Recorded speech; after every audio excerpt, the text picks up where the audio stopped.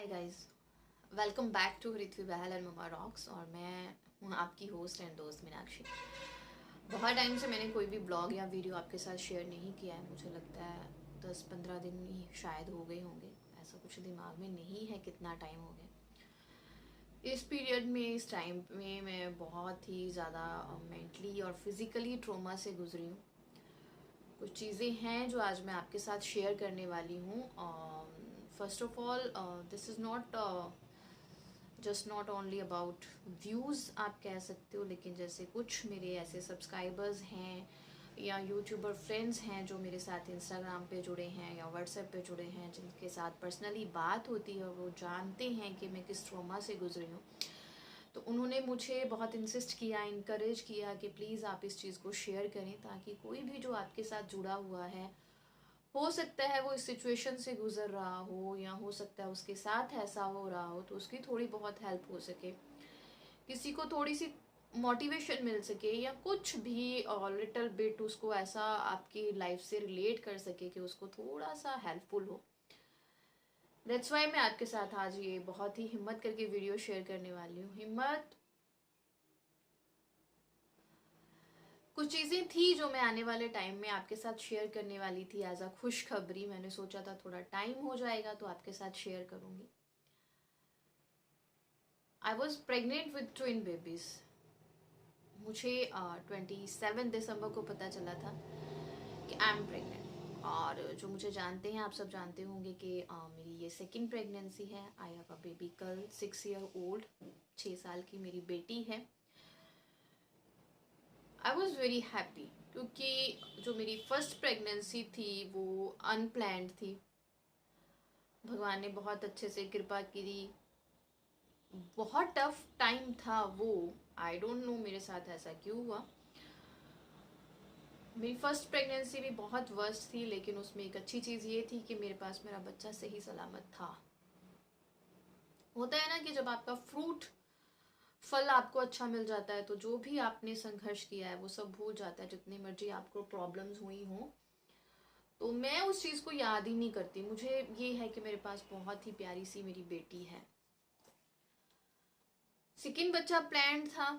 मैंने सोच रखा था कि 5 साल का मेरी बेटी होगी, जो जब वो अपने आप को थोड़ा संभालना सीख जाएगी, टचवुड, क्योंकि बहुत सारे हालात होते हैं घर में जिन्हें मद्देनज़र रखते हुए मुझे ये भी देखना था कि जब मेरा सेकंड बच्चा हो तो मेरी बेटी को वो मेंटली चीज़ इफेक्ट नहीं होनी चाहिए, साइकोलॉजिकली वो बोल्ड होनी चाहिए, वो इस चीज़ को आराम से एक्सेप्ट करे। मुझे ये था।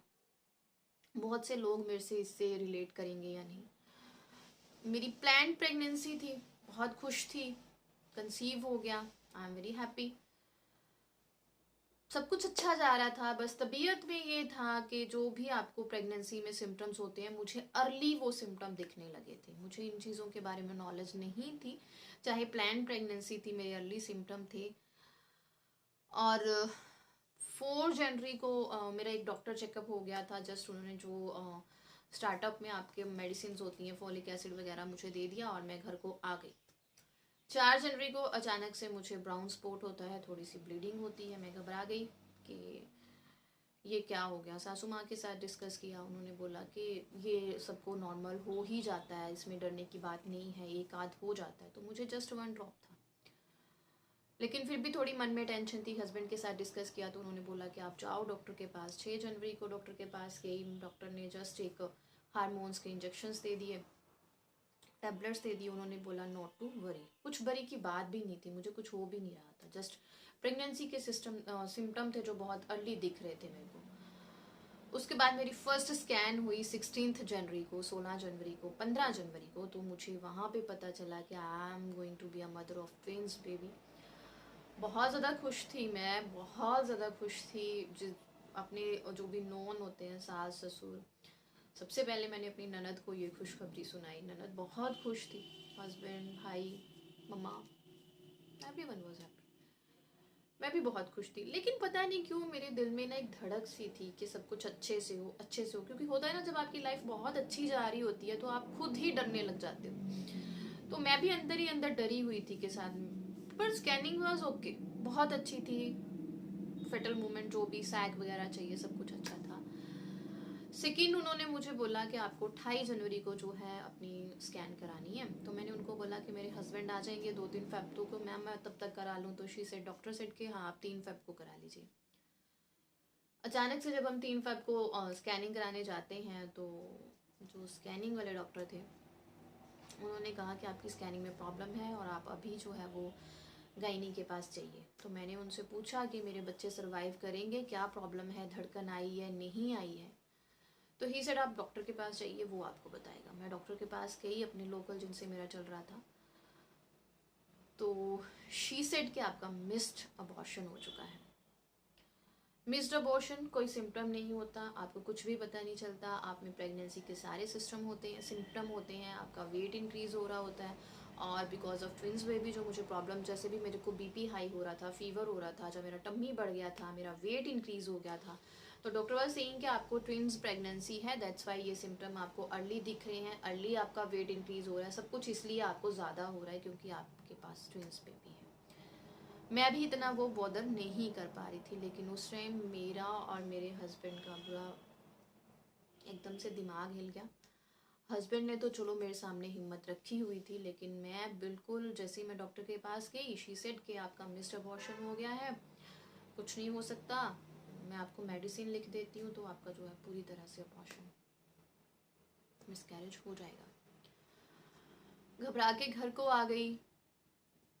होता है ना कि मेंटली मैं इतनी स्ट्रांग नहीं हूँ, डिप्रेशन की मरीज़ हूँ, रोना धोना। फिर ऐसे ही एक और डॉक्टर को चेकअप कराया, फिर हम होशियारपुर डिस्ट्रिक्ट में गए, बढ़िया मैटरनिटी हॉस्पिटल में सारी स्कैनिंग्स हुई।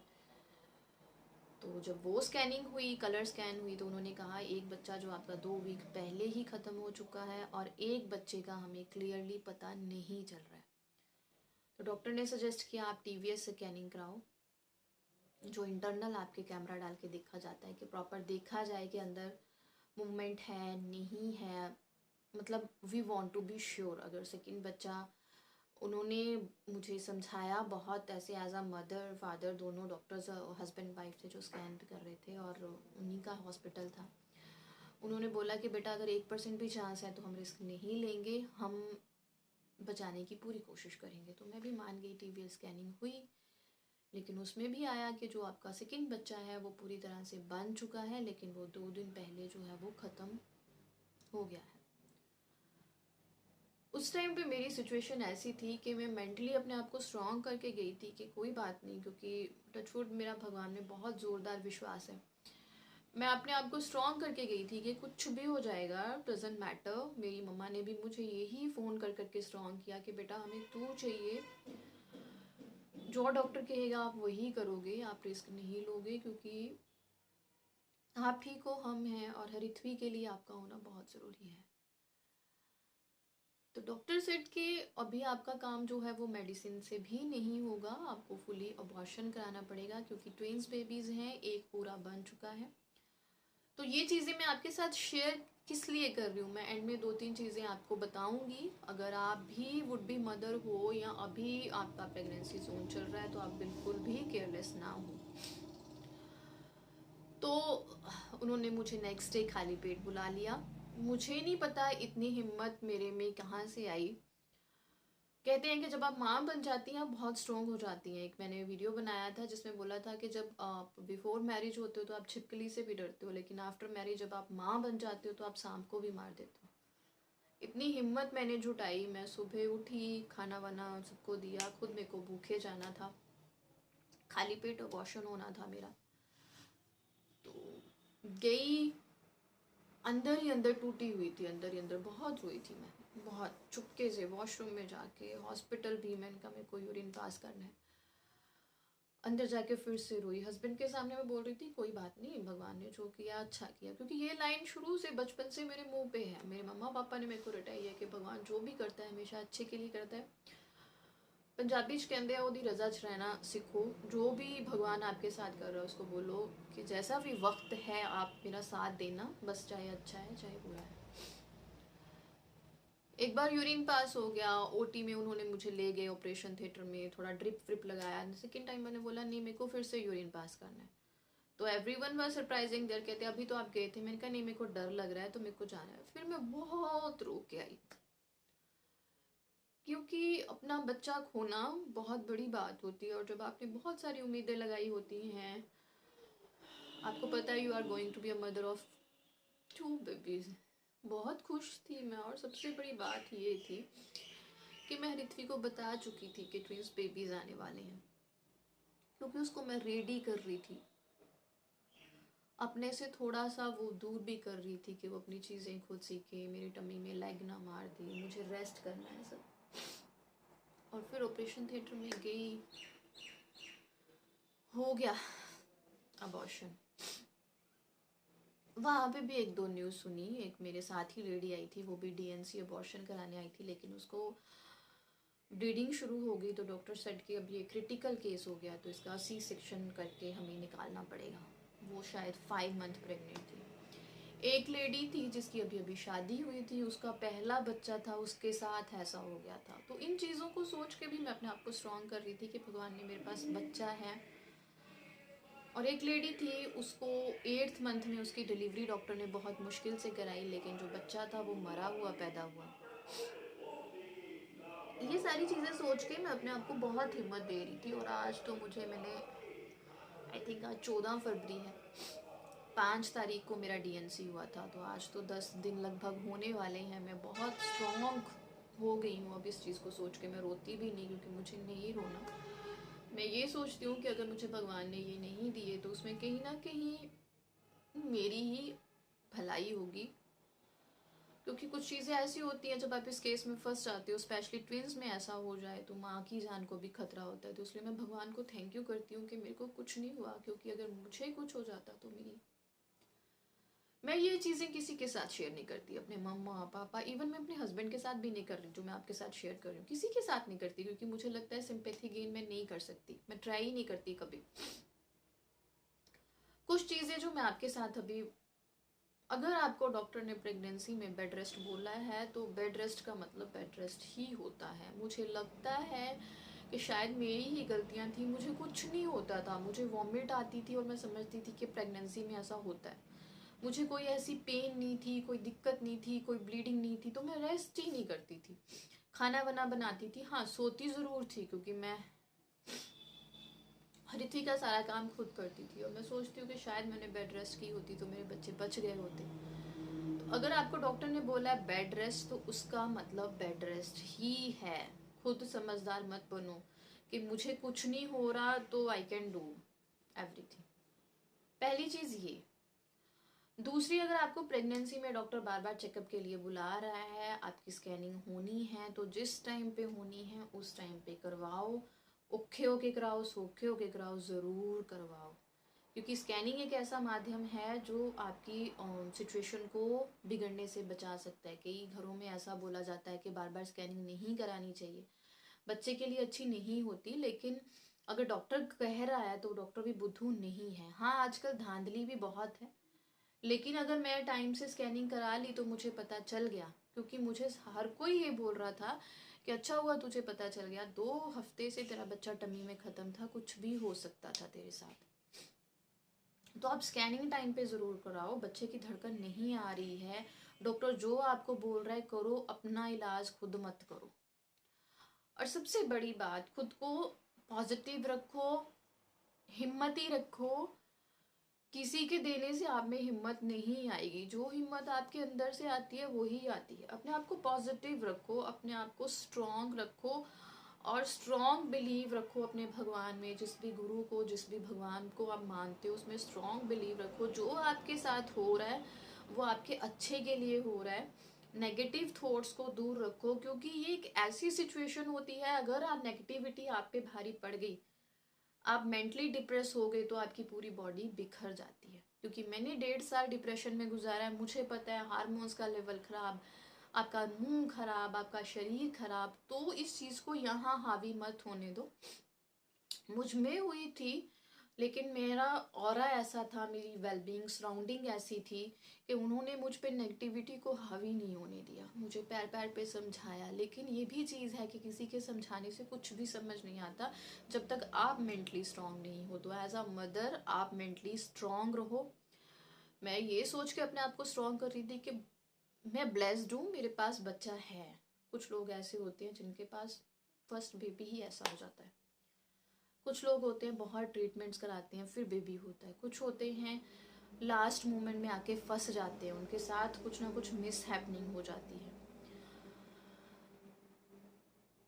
रोना आता है, किसी के सामने नहीं रोती। रोना आता है, वॉशरूम में रो लेती हूँ, सब सो जाते हैं फिर रो लेती हूँ। आता है। मैं नहीं कहती कि मैं इतनी स्ट्रांग हूँ कि मैं रोती नहीं हूँ। बहुत सारी छोटी छोटी चीज़ें हैं जो मुझे परेशान करती हैं। बार बार ये भी ख्याल आता है कि हो सकता था अगर मैं बेड रेस्ट करती तो बच्चे बच जाते, हो सकता था ऐसा, हो सकता था अगर मैं 4 दिन पहले स्कैनिंग करा लेती तो बच जाते। तो वो, लेकिन वो हो सकता दोबारा हमारे हाथ में नहीं आ सकता ना। तो मैं उसे सोचती नहीं हूँ। अब तो बहुत रिकवर कर गई हूँ, 5-6 दिन मायके में गुजारे। ये चीज़ें मैं आपके साथ शेयर नहीं करना चाहती थी, लेकिन मेरे बहुत अच्छे अच्छे 2-3 फ्रेंड्स हैं जिन्होंने मुझे कहा कि ये चीज़ तो दूसरों के साथ शेयर कर, दूसरों को नॉलेज मिले। तो 1-2 वीडियोज़ हैं जो मैंने सोची हुई हैं, मैं आपके साथ शेयर करूँगी। अगर आप न्यू मम्मा बनने वाले हों तो आपकी हेल्प होगी उससे। स्ट्रॉन्ग रहो, डॉक्टर जो कहता है वो करो। अगर आपके साथ खुदा ना करे ऐसी मिस हैपनिंग किसी के साथ हो, लेकिन अगर होती है तो अपने आप को स्ट्रॉन्ग रखो, उस चीज़ के साथ फाइट करो। 2-4 दिन मुश्किल से गुजरते हैं, लेकिन अपने आप पे उनको हावी ना होने दो। मेरे ऊपर हावी होते हैं, लेकिन उस टाइम मैं सो जाती हूँ, अपने बच्चे को देख लेती हूँ, अपना पाठ पूजा कर लेती हूँ, कुछ ना कुछ कर लेती हूँ। हर कोई मुझे आता है, जिनको पता है तो वो मुझे, मेरे लिए कोई नहीं रोता। हर कोई कहता है कोई बात नहीं, भगवान तेरे को ये खुशी दोबारा से देगा। बहुत कम होते हैं जो वो ये आके बोलते हैं कि बेटा भगवान का शुक्रिया करो, उन्होंने आपकी जान बचा दी, आपकी जान बच गई, आप अपने बच्चे को अच्छे से देख रहे हो। ये बहुत कम लोग होते हैं, इसलिए ये खुद अपने आप को बोलो और भगवान का थैंक यू करो कि थैंक यू गॉड, आपने मुझे अगर इस प्रॉब्लम में डाला तो मुझे इस प्रॉब्लम में से अच्छे से भगवान ने निकाला भी। अगर मैं सोचती हूँ अगर मैं दवाई खा लेती, जो उन्होंने मेरे को दवाइयाँ दी थी मिसकैरेज आपका अच्छे से अबॉर्शन हो जाए, तो मैं 2 महीने इसी में लटकती रहती। चलो वो बाद की बात है, वो किसी नेक्स्ट वीडियो में आपके साथ शेयर करूँगी। तो ये चीज़ें थी जिसकी वजह से मैं कोई वीडियो नहीं बना रही थी, कुछ भी अपलोड नहीं कर रही थी। लेकिन आज 2-4 बंदों की हिम्मत दिखाई तो मैं ये वीडियो आपके साथ शेयर करने वाली हूँ। इसकी एडिटिंग वगैरह सब कुछ हस्बैंड करेंगे, उनके साथ शेयर करूँगी। अगर उन्होंने परमिशन दे दी तो मैं इसको पब्लिश करूँगी। अगर आप इस जोन से गुजर रही हैं या कुछ भी है तो आप कमेंट सेक्शन में कमेंट लिख सकते हैं। आपको अच्छा नहीं लग रहा कमेंट में, आप मेरी इंस्टाग्राम आईडी मीनाक्षी बहल पे जाके जो है वो मैसेज कर सकते हैं। मैं आपको पूरी जितनी मेरे से हेल्प हो पाएगी मैं आपको अपनी जो एक्सपीरियंस था वो आपके साथ शेयर करूँगी। भगवान आपके साथ ऐसा कुछ ना करे। अगर बुरी किस्मत भी नहीं आई से बोलें, ज़रूरी नहीं है कि मेरे बच्चे में ट्विंस खुशी जो मेरे पास आ रही थी मेरी भगवान ने छीन ली। ज़रूरी नहीं है वो मेरी बदकिस्मती है, मे भी उसमें मेरी किस्मत अच्छी रही है ताकि आज मैं सही सलामत हूँ, अपने बच्चे को देख रही हूँ। क्योंकि एक माँ के बिना उसके बच्चे को कोई नहीं देख सकता। Stay positive, stay strong. Thank you.